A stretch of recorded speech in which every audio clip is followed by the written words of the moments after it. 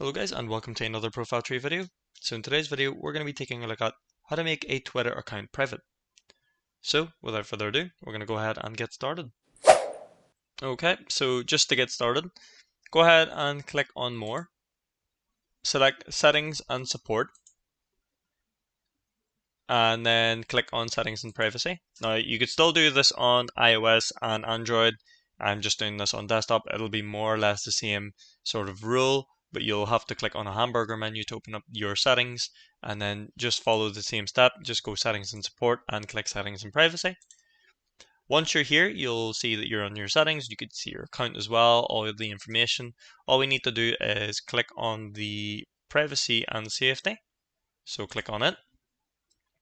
Now you'll see your Twitter activity and stuff. All you would need to do is click on audience and tagging. Now you'll be given the option here to protect your tweets. So when selected, your tweets and other account information are only visible to people who follow you. So go ahead and tick the box. So protect your tweets. It's basically making your account go from public to private. So once that is activated, you'll see it in blue.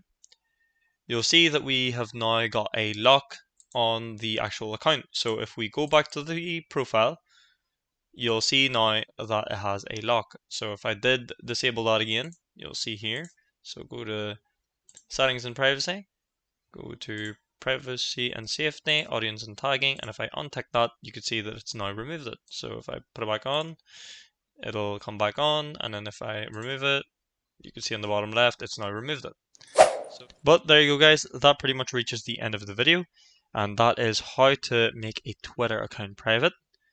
If you guys found the video helpful, please do leave a comment in the comment section below, but other than that, I'll see you guys for the next video. Thank you very much for watching.